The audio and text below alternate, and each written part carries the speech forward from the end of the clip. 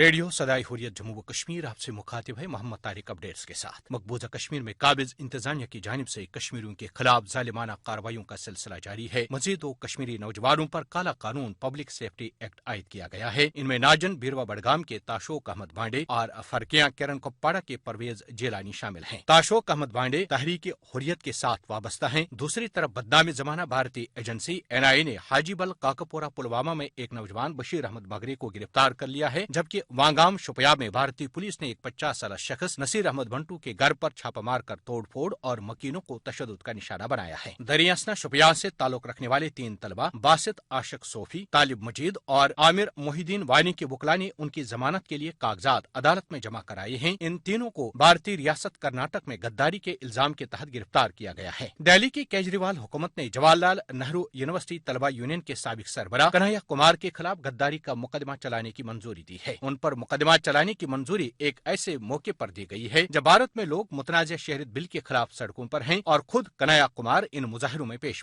ہیں۔ ہالی ووڈ کے معروف اداکار اور اسکرین رائٹر جان کیوسک نے نئی دہلی میں ہونے والے فسادات پر رد عمل کا اظہار کرتے ہوئے مودی کو گجراتی کسائی کہہ دیا۔ ٹویٹر پر جان کیوسک نے مودی کے خون آلود ہاتھوں کو نمایاں کر کے ایک تصویر شیئر کی، مختصر مگر انتہائی پراسر کیپشن تحریر کیا، گجرات 2002 دہلی 2020 لکھا۔ عالمی میڈیا میں بھی آوازیں اٹھنے لگی ہیں۔ امریکی اخبار نیو یارک ٹائمز کا کہنا ہے کہ دہلی فسادات کے پیچھے صرف ایک شخص کپل مشرا کا ہاتھ ہے۔ واشنگٹن پوسٹ کا کہنا ہے کہ 42 افراد کی ہلاکت کے بعد دہلی پولیس کی اہلیت پر انگلیاں اٹھنے لگی ہیں، جبکہ برطانوی اخبار دی گارڈین نے بھی مودی حکومت کو آڑے ہاتھوں لیا ہے۔ اپڈیٹس ختم ہوئے۔ بھارتی فاشسٹ حکومت کی شہ پر ہندو انتہا پسند غنڈوں نے سرزمین دہلی کو خون مسلم سے لالازار کر دیا ہے۔ ہر طرف انسانوں کی مسخ شدہ لاشیں اور بارود کی بو، مسجدوں سے اٹھتا ہوا دھواں BJP کے سیاہ کرتوتوں کی گواہی دے رہا ہے۔ وہاں ہندو بلوائیوں نے کیا کچھ کیا، آئیے مسمار شدہ مسجد کے خادم کی زبانی سنتے ہیں۔